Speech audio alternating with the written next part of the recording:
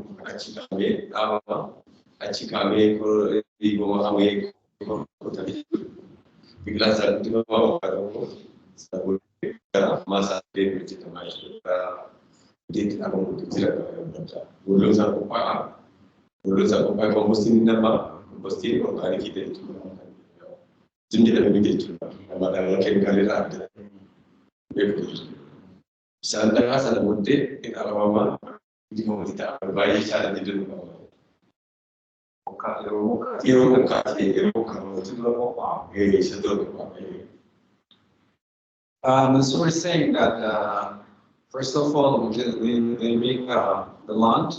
They find a proper land. They make the land. They dig the land, and when the rains, they put the seeds on that land. They prepare on the prepared land, and they use chemical-free, this organic compost, and they do like that. It takes it's a little bit difficult just to go through these steps.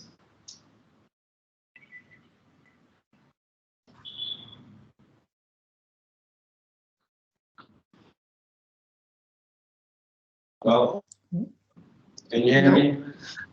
Yeah, you are breaking up in between, but I did.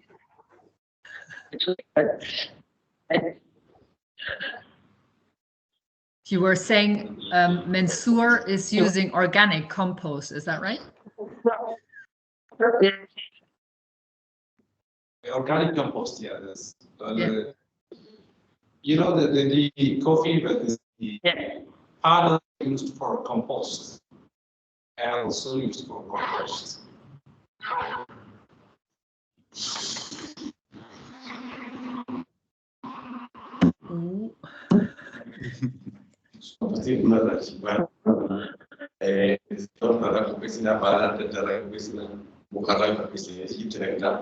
You know, the compost is prepared from the coffee leaf, also part of the compost, the organic compost, and the part area they prepare the composting they use for the soil. Now it's getting harder to hear you, I'm afraid.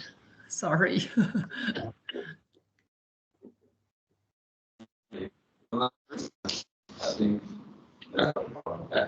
So I can hear you guys. Can you hear me? Okay. Yeah. Yeah. I think now maybe it's a matter of when you're closer or further away from the microphone.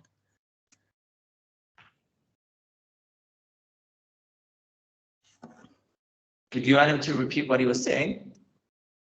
Yeah, that would be great. Sorry. Regarding this the organic compost, what Mensur is saying that the compost is prepared from organic things like the coffee and other meat from the plant. And they just collect that things and they make a compost. It's chemical free. It's prepared by the farmers. That sounds great. So then you don't have to use any other fertilizers. You just use compost made from what's left of the plant, essentially. Yeah. Great. And what about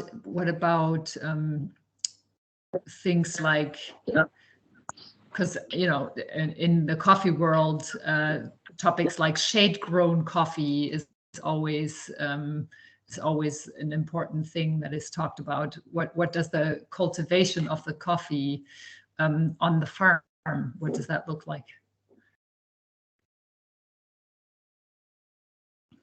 Shade alam na shade grown coffee without which man without to make a no na this answer such like this no zaf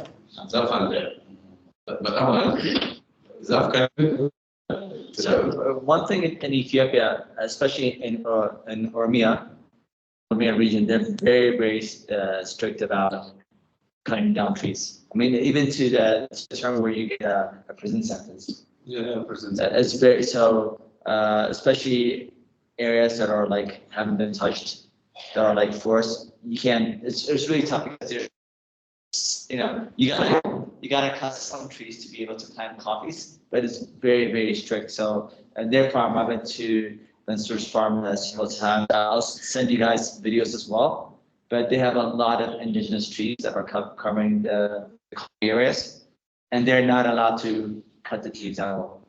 Maybe they may use some branches, but not allowed to cut any new tree. Just it could like I said, you can even get a prison sentence for doing that. That's so, but they have like efforts. Yeah, and by default, I mean the reason that Ethiopia said that Ethiopia is organic by default, a lot of farmers, the majority of farmers are very small, tiny farmers. Actually, all these three farmers, Tebu, Mensur, and Mahammed, they're more of a larger farmer comparatively, because legally under the law, I think it was started about 3 years ago. So, and thanks to people like Joaquin that bought directly from them. Because, for us, like, for example, we're a coffee company, we buy cherries, but these guys, they're selling their own product. So it's totally different, and they're so they, by default, they don't have the financial capacity to buy fertilizer, for example, unless you're dealing with these big farms that are like 1,000 liters or even larger. So for these guys, they're more a family-owned business. So for example, Mensur is the second generation, if I'm not mistaken, and he's been farming, for example, 20 years, more 20 years on his own farm. But he's been in the coffee industry basically since he was a child. He inherited his pot from his father. So it's a family tradition for the same way for Mahammed and Tebu. So yeah, because that was another question that I had. A lot of times Ethiopian coffee is known as organic by default, right? And I was gonna ask you if you could shine a light on that and tell us a little bit more about what that means. And I think Mensur has already answered, a good part of that question by saying that he is reusing the organic waste that is left over after the coffee processing is done, essentially to make compost and fertilize his plots. And then combined with the conservation efforts around not being able to cut down trees, and so agroforestry essentially. How come it's organic by default? And where's the difference between that and certified organic coffee in Ethiopia? Ethiopia, no organic. And the fertilizer, I can eat them. And let them go back to the money. It's just, I mean, the reason that everybody says Ethiopian coffee is organic by default. One is, like I said, a lot of these smaller farmers, they don't even have the financial capacity to buy fertilizers. So the only way Mensur is sort of has like a fertilizer is organic compost. So which costs a lot, is not cheap. So that was actually before the conversation. I was talking to Mensur and Mohammed and Tebu about some of the challenges. One is also the organic compost that it costs. You know, they need transport to go pick it up. And some he uses directly from his farm, but other he also buys it to get the compost together. No. So he uses compost directly from his own farm, but he also buys compost. So the cost of the compost is expensive. The cost of finding transportation is expensive. The difference between organic certification and by default organic is you have a third party come in and paying a lot of money to say that your farm is organic. I think this comes down to the cost, and a lot of farmers cannot afford to buy to pay for an organic certification. But the practices themselves, they don't differ, so they are farming in an organic way because that's just the traditional way of doing it. Is that how Mensur's father grew coffee as well? Correct. Yeah, bottom. Yeah, correct. But now I think the difference is, especially I think Mensur, Mohammed, and Tebu, and the other guys that we're working with, they're becoming more scientific. Having moisture meters, water activity, doing the right practices, hiring agronomists. So Mensur has an agronomy person that's an agronomist that's supporting his farm, and also the Ethiopian government has extension programs to support smallholder farmers, giving them more training. We also do that as well as Addis exporter. We do a limited amount of agronomy training, more about harvest time, more about drying, how important it is to take moisture readings. So we give them a basic training as well before they start harvest. Mm-hmm.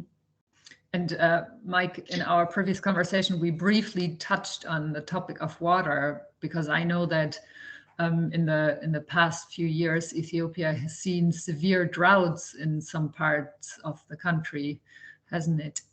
Is water an issue where Mohammed and Mensur and Tebu are growing their coffee, or not so much?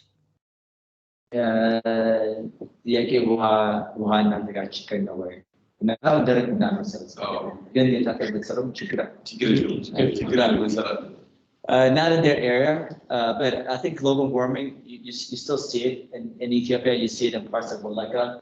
You see how the production in some areas are going down. But luckily in the areas, actually we also operate in the next area after Agaro. So all these guys are in Agaro. And Mohammed is on the border here in a particular place called Mamo of Addis Exporters. So he's very close to where we operate as Addis exporter. And so when you start moving, like where we operate, it's very cold, there's more rain, it's a little bit higher altitude. But luckily in our area, we haven't seen a shortage of water. Knock on wood, we've been pretty lucky in our area. But rainfall, but we see the rainfall difference.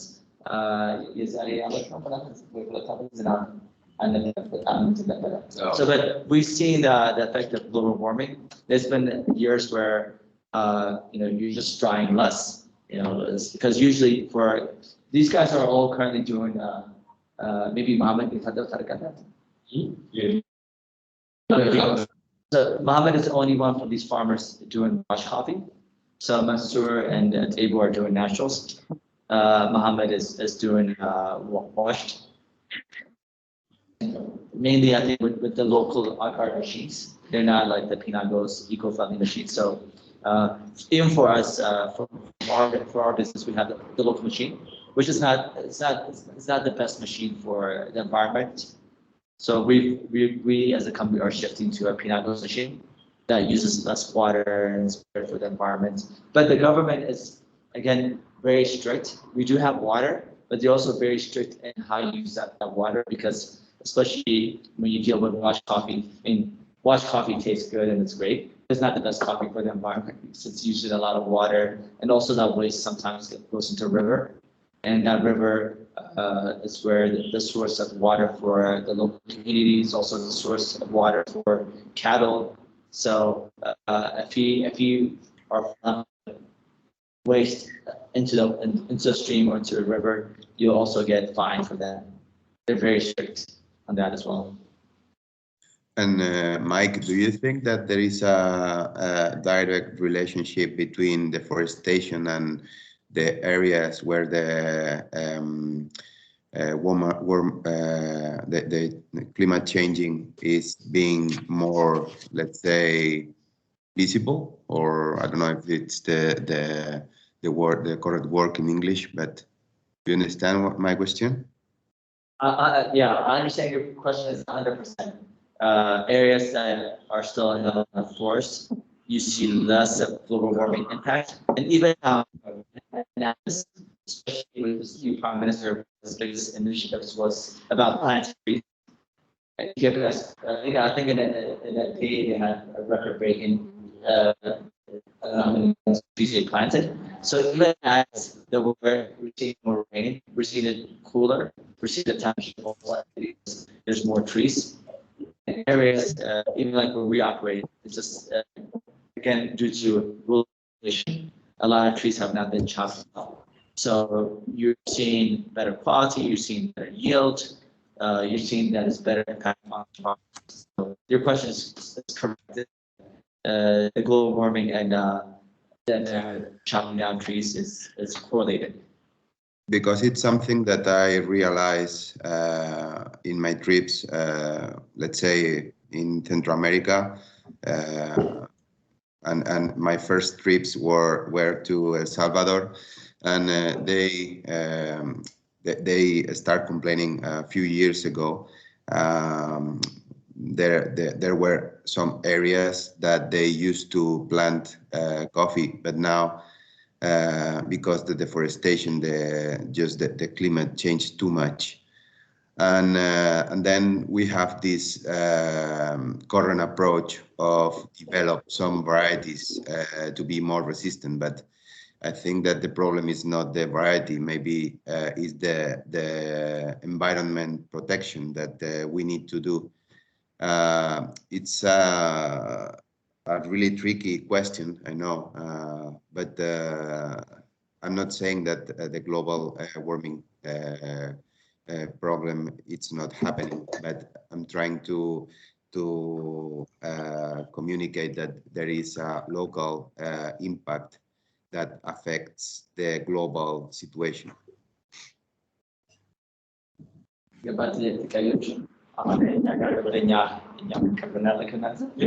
Agaro kira kami sana di sana kata kesana ya when saya wah saya tidak sampai cekas oleh kerana saya street no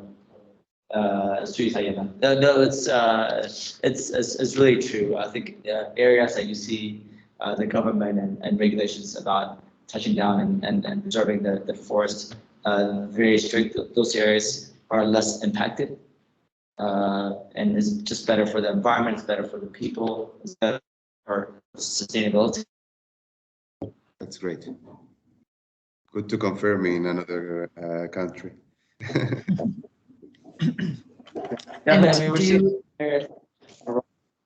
Go on. Even in areas like Harar, I think Harar, in my opinion, had maybe the best natural coffees in the world. Harar was an amazing coffee. And Harar is just changing. Global warming is making a big impact. Prices of coffee, because one of the reasons farmers are not going to produce coffee if they can't make a livelihood, they can't be sustainable. So in Harar, coffees were like they would just take out coffees and stocks, for example, because chat is sort of it's a drug, it's a stimulant. It's a stimulant, which is it's been part of the culture in a lot of places.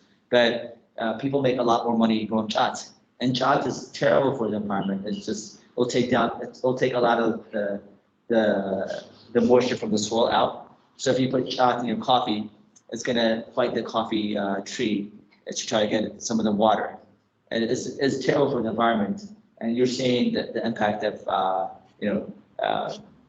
coffee prices not being sustainable for farmers. So they put chat harvested 3 times a year. Chat harvested 3 times a year. Chat is a stimulant. You see, I'm sure Laura probably knows it just from being in Ethiopia because a lot of people chew it. It sort of gives them a high. Also allows them not to fall asleep and be able to be more productive. But it's a stimulant. It's very well known in countries like Yemen, Somalia, Djibouti, especially Yemen. Mhm. But It's a mild type of opiate or something like that, right? it's a Okay. stimulant.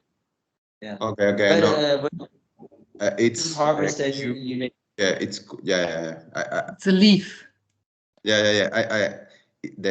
It's like quad, right? The how you spell it? Q. yeah. Okay. Yeah, with K. Yeah, exactly. But that's really bad for especially for coffee, and I think it's also bad for food security. Yeah. So maybe in Ethiopia you have this problem, and then in other places we had the problem of herbicides. No. Exactly. The problem of, So you sorry. have Glyphosato. It's Glyphosate, the yeah. name of the main herbicide used in the coffee grown, and basically it kills whatever it grows except coffee. So it's a real problem that also it's impacting against the natural environment in a farm. But with chat, are you saying, Mike, that if I understood correctly, what you were saying is that in some regions, it's just more lucrative for farmers to grow chat because they can make more money off of it? Is that what you're saying? exactly, yeah, exactly. It's harvested 3 times a year. It's more lucrative for farmers. Yeah. But there's in also terms there's also a big demand for it. So you can sell it.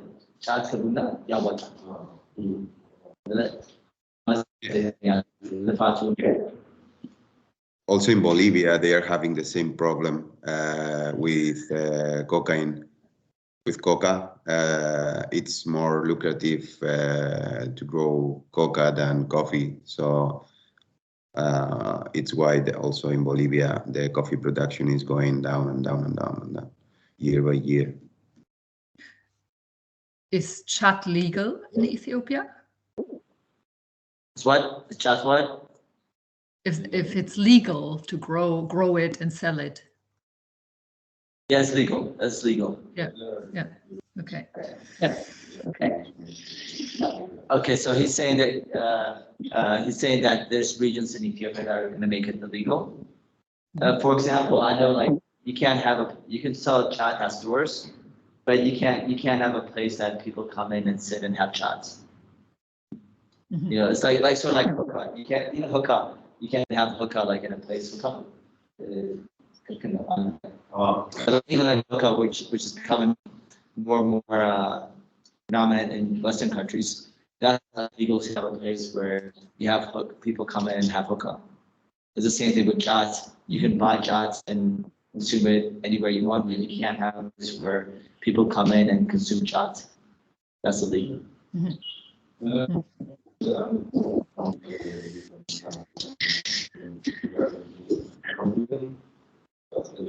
Yeah, so they're always saying that even the government's doing research on the negative impact of because it just sort of makes you not be able to, for some people, they're not productive. for some people, they're very productive, like especially like truck drivers, like when you drive in at night, it helps you not fall asleep. But they're seeing the negative impact of chat, and especially what the impact is having on the youth, because they'll just become they're not able to do stuff. They won't go to work, or they won't go to school. They just when they consume a lot of chat, but also security. You rather plant something that you can consume or sell that's better for the environment, it's better for people's health as well. Yeah. Yeah, sounds like coffee is the answer. Yeah, coffee is, and especially for these guys, because I mean, the coffee industry, is very. I know for a lot of people, it's very challenging and confusing, and I think we say the same thing for us too, because rules and regulations change so rapidly.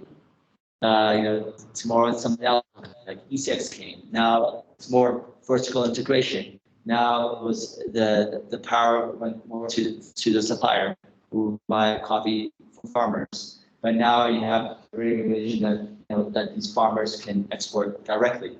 And I think for system one, we're talking about traceable transparency. It's really about these guys. Us as Addis exporter, or as exporting companies, where we have an operation at a particular area and we're there for 3 months. Then we shut down and we come back to Addis. I think ethically, I'm more happy when people buy coffee from Mensur, Mahammed, and Tebu, because one is their product. It's not my product. It's their product. But the big difference is if you see and being friends with these guys and seeing the work that they're doing on a daily basis. So Mensur will sell coffee. One, he's making much more money. But it's great that Mensur knows that, like this conversation, it's great that Mensur knows, met Joaquin for the first time. He knows right side. It's good. It's great that he knows you. It's great that he knows the supply chain, because we provide service. We're not an NGO. Mensur's paying us for our service. He pays us 12% for our service, and that 12% includes our milling costs, our marketing costs, are the cost for basically from A to Z. Once the coffee comes to Addis, all the costs, we bear the cost. We have zero access to our cash, so he knows exactly how much right side pays him. So I think that should be the future of coffee. But Mensur winds up taking that money and reinvesting in his community. He hires more people. His wife is a farmer now. His wife has an export license. We'll send you her coffee as well, because another thing we definitely need is more women in coffee.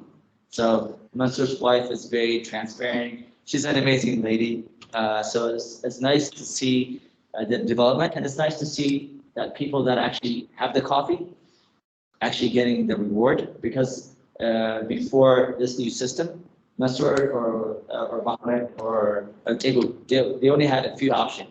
Either become part of a cooperative union and sell their coffee, for instance, for Mensur, the Humdaoli cooperative, which is part of the Kata Mudra union, he would sell to them whatever the prevailing cherry price is. So the prevailing cherry price on a day will vary. So, and then he'll get a dividend. But now Mensur, in terms of this price and in terms of negotiating with right side or any other buyer, is this option, is this choice. And again, thank you, Joaquin, for being very transparent. I think that should be the way he's done. It's great that he sees you and he sees the work that you guys do, and you as a roaster, the work that you do. It makes them so proud. Especially they've seen the packaging from right side, and anytime I see it posted on social media, I always send it to them. So the amount of joy and pride that they feel by seeing their own product, because they never see their name. So Mensur knowing that his coffee is going to you or is going to Joaquin, and the amount of work that you do, because I think it's really important from their end to see, even if they have maybe both Joaquin and maybe you guys can sort of, if you can tell a little bit about how you get your coffee, there's, because I tell them, because sometimes people see coffee costs $20 or €20, and they think that, oh, they're making so much money. The reality of it is different. The reality is, the cost of Joaquin is very expensive, and the machine and the labor he's paying comparatively to some farmer in Ethiopia. So before this conversation too, we were talking about, because myself, have been growing up in where we did this trip. We went to basically all the way in Maryland, and sort of maybe you can tell them an idea, like as a how much coffee you go through. You go through a bag in a week. You go through a bag in 2 weeks. That's I think both from you and King, sort of for them to have an idea of what you do for your end. I think that'd be a great idea. You were breaking up towards the end there. Are you asking how much green coffee we're going through, like the pace at which we're going through the coffee? Is that what you're asking? Yeah, that too. There's like once you for example, there's work that we do from this coffee, and really our work ends in Djibouti. So we sell FOB basis, and so once we get the coffee on board, then it's going to be Joaquin, the coffee, and he's going to go through a lot of different steps to move the coffee. Then he's going to roast it and give it to you, or he sells it wholesale. Okay. Sort of for these to have a better insight, and also like as a company that has a roastery and has a cafe, as what's typical? How much coffee do you go through? It could be Mensur's coffee, or it can be anybody's coffee. What's a real so for them to have a better insight. Katia, can you explain to me, please? I think because Mike, you're breaking up a bit, but I think if I understood correctly, you're asking us to kind of paint a picture of the journey that the coffee travels from Mensur, basically. So the different steps of how it gets from Mensur to like my roastery here in the UK, and from there to the customers. One thing, and the other question was, once we've roasted it. By the way, neither of us have our own coffee shops. We're both just roasteries, but obviously we have customers who serve the coffee in their coffee shops. But so I think the other question then was like the average use that coffee shops like Satan's in Barcelona, for example, how much coffee do they use per week or per month, like the pace at which they go through the roasted coffee? Is that right, Mike? Is that what you were asking? Correct. So they can get a good insight of how the coffee flow goes from after. Yeah. So first of all, I would like to say thank you, Addis Exporter, because your model it's not common in Ethiopia. We are very lucky, and we evolve together with you guys. Our first goal in the first crop that we were together was working with Kata Moduga cooperative, because the legal situation in Ethiopia avoid to us working directly with farmers. But this is something that changed, and Mike helped us a lot in order to start working with farmers.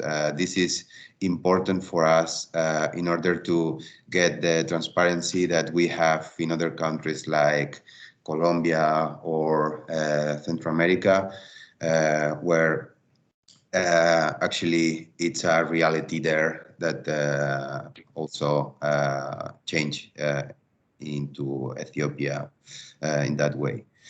Then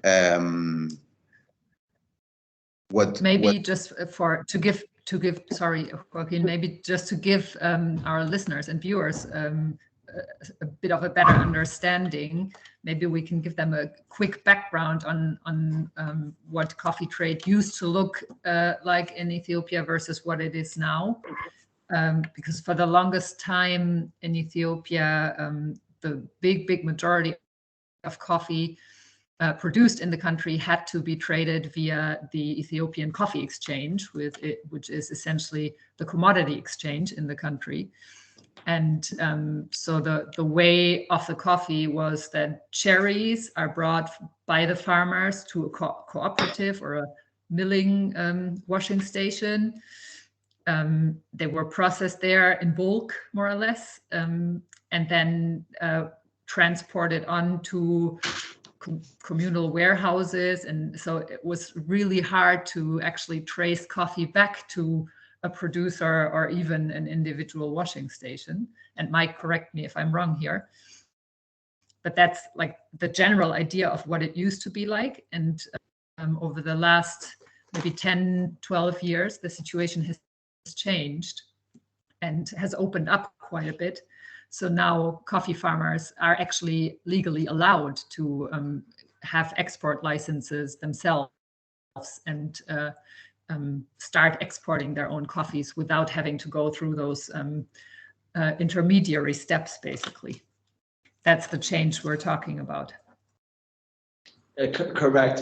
So ECX, when ECX came, so ECX is the Ethiopian Commodity Exchange.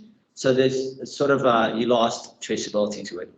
I mean, each year they try to do something better to make it more transparent. But the problem is, for example, when you say Sidamo is a region. Under Sidamo, there's a lot of different kind of coffees. When you say Guji is a big region. So Guji, you have Uraga, you have Ambela, you have Shakiso, but maybe Joaquin wants coffee from Uraga. He wants coffee from a Green Spring, our site. There's no way through the ECX system that we can do that. So it just made it more of a commercialized coffee.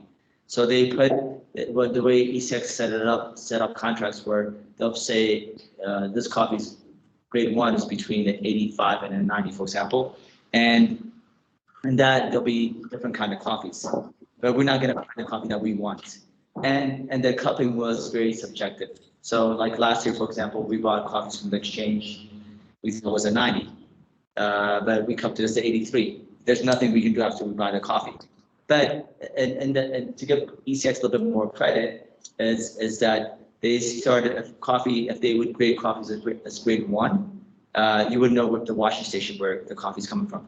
So washing stations could be any business person can have a washing station, and they'll just buy cherries from neighboring farmers. So for us as Addis exporter, we have a washing station in Gera, which is called the Tilina washing station. It's in a specific place called Kacho. That in Gera, in just Gera Werda, there's a lot of different coffees. There's Genjichala, there's Cola, there's specific places.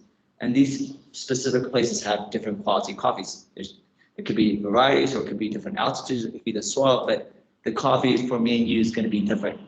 I mean, I'm going to know your profile, so I can go back to that particular and buy coffee. Before, we didn't have that option. And as Joaquin stated, for these farmers before 3 years ago, they didn't have the option of exporting directly. So they would either sell their cherries to a washing station like us. We can buy their coffees and process it, or they'll sell their cherries to like a union. They become part of the union. The benefit of a union is they'll get a dividend. But we would never know where the coffee goes to. They just give their coffees to a cooperative union, and the cooperative union tries to find a market. So they would never have this interaction with Joaquin, yourself, and they would never be able to negotiate on price. The cherry prices, and they also pay their dividends after the fiscal year, after the union or the cooperative union has audited or had there's a period where they get payment. But this new system, but to be able to export directly, you have to have over 2 hectares of farmland. So your little tiny farmer still doesn't have option. But for Mensur has so Mensur has 80 hectares. Mohammed is right. Mohammed has 34 hectares, and Tebu has 30 hectares. So these guys still have the option of delivering their cherries to a cooperative union. They can sell their cherries to us, or they can try to find a market. So this is where we play a role, where we provide a service for them, a very transparent service, and they know who their buyers are. They get to negotiate, so they tell Joaquin their price, so they know who their buyer is, and they're making a lot more. I mean, they can explain themselves, but we've done some of the costing for. He's made significant more income by selling himself. We have as a service provider, we have zero access to cash. Or I mean, I'm sure everybody in the coffee industry, not only do they have really great coffee, but they want the people they work with, because you have a relationship with. It's not just a farmer, it's a friend, and you want Mensur to be better. So you want to make sure that Mensur gets paid. We have zero access to cash. The money, the export of the coffee is Mensur. The money goes directly to him. And sometimes the challenge is when you work with smallholder farmers as a buyer, especially like a buyer of one LC. They don't want to open up several LCs because of the LC cost. So maybe under Mensur's contract, there'll be 3 or 4 different farmers. But even though Mensur is the exporter of choice, once the money comes in, it gets blocked. So Mensur cannot take Mohammed's money, for example. So Mensur's has to expire at $50 dollars. The money comes in and it gets blocked, and Mohammed's share goes to his account, and Mensur's share goes to his account, and our percentage gets subtracted. So it's very transparent. There's no question of, like, if somebody comes and says, "Did you take Mensur's money?" I have zero access to his cash. So this system is more transparent. And we're also, I spoke to you a little bit yesterday. We're in an office inside of my office. It's called Arkena. So we're setting up a system that's gonna, I think, has a chance to really transform the coffee industry. Because one is, Joaquin can talk directly to Mensur. We have apps where there'll be translation system. So Joaquin can just say, "Hey, Mensur, how you doing? How's your harvest looking?" He can talk directly to him, because our role is still the same. We're still providing service to Mensur, and Mensur and Joaquin can negotiate on price. And then hopefully we're going to try to have virtual farm visits. So I know not just Joaquin, but Joaquin has clients that really wants to see Mensur's livelihood. How does his farm look? How does a daily life of Mensur looks? So we're setting up an app and systems hopefully in the next few months will be implemented, where we can do virtual farm visits, and we don't have to be there. Mensur can speak to you directly because there'll be a translation. So the overall the new system is the main thing is the person that has the product is getting more power. The person that has the product is getting more of the income, which it should be. And thank you for both you guys. The work. Absolutely. That sounds like an amazing system. Can you say the name again? Did you say it's called Arkena? Yeah, you got it in the image, Arkena. Yeah.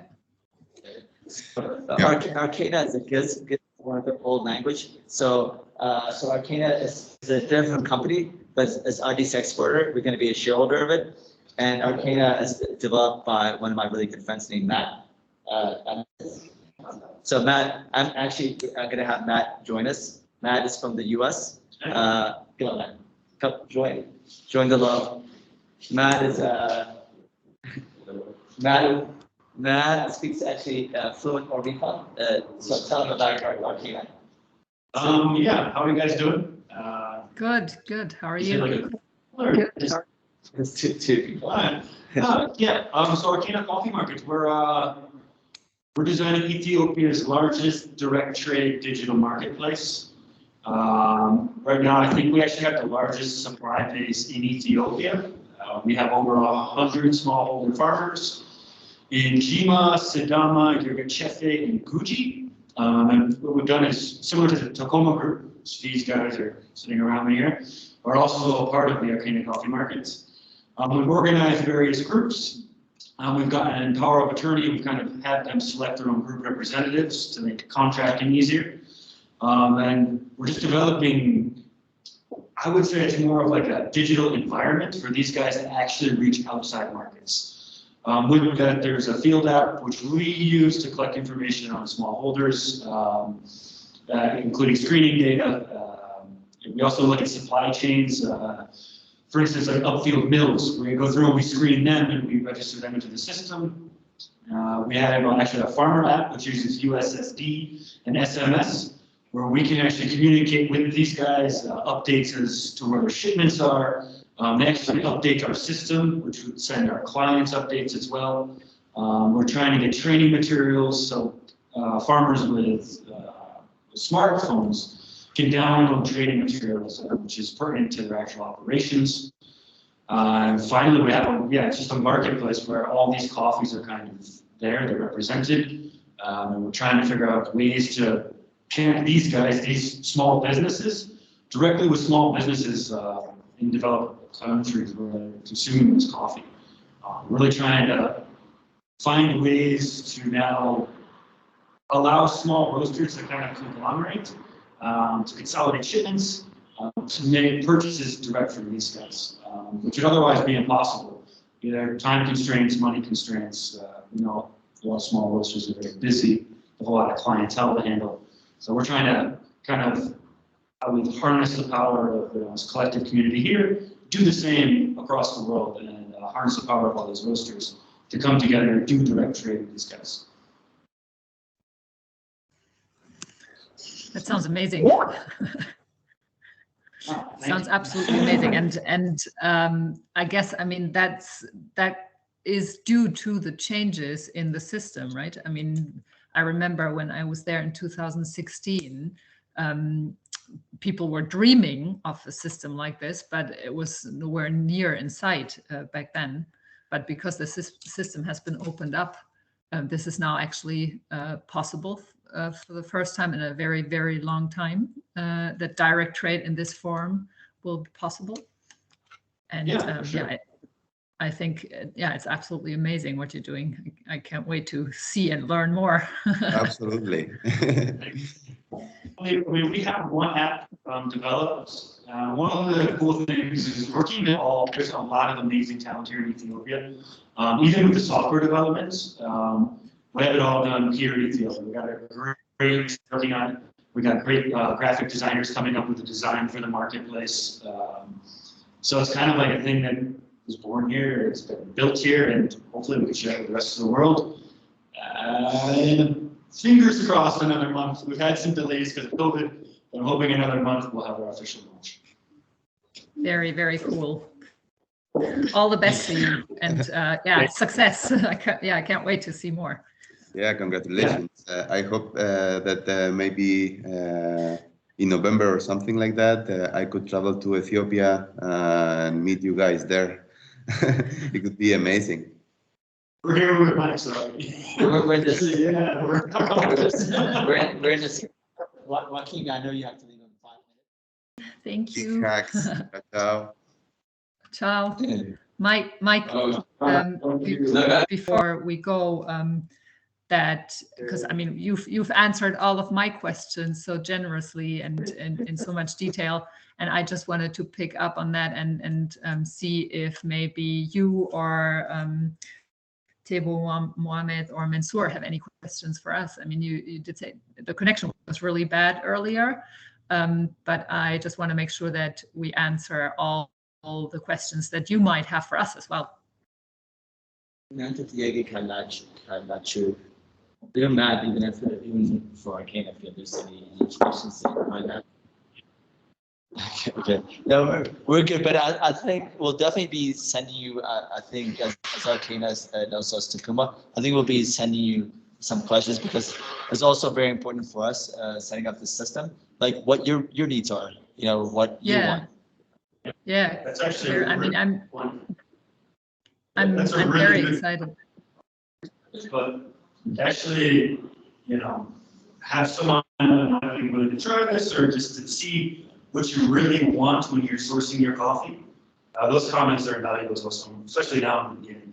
So we'll definitely have some questions. Be really good to open up some line of communication. Yeah, and as we develop, try and take these comments into consideration. Yeah, I mean, definitely, anytime. I think probably Joaquin will be able to help you even more with that. But I'm definitely happy to answer any questions as well.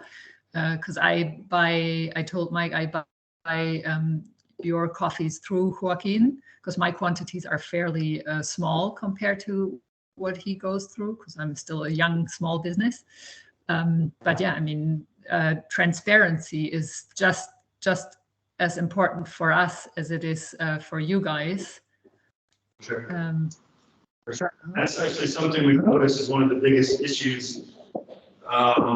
Is a lot of these big trading houses, you know, they're the only ones that can really buy in quantity. And when you get to a small roaster, they're looking at what, 20, 30, up to 60 bags, let's say. And it's just not, with the logistics costs now, it's not feasible. It's not economically feasible to do direct source. So we're also trying to develop tools to conglomerate the power of these roasters, these small businesses, to connect them with small businesses here, because these guys are all business owners. And unfortunately, a lot of times here, they're only seen as producers. These guys own successful businesses, and they're ready to work. They're ready to work with other businesses around the world. Yeah, exactly. I mean, it's about access for them as much as for small businesses like me, right? I mean, I can, I just wouldn't be able to do direct trade in any other way or form simply because the logistics would make it absolutely ludicrous, as you said. And yeah, it would be.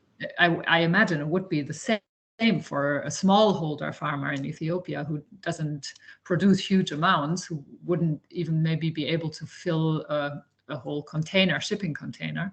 So I love the idea of having a platform that connects growers and roasters, but also, you know, roasters amongst each other, so we can consolidate just like I do with Joaquin. I love it. Exactly. All right, guys. Well, thank you so much for your time. I really appreciate it.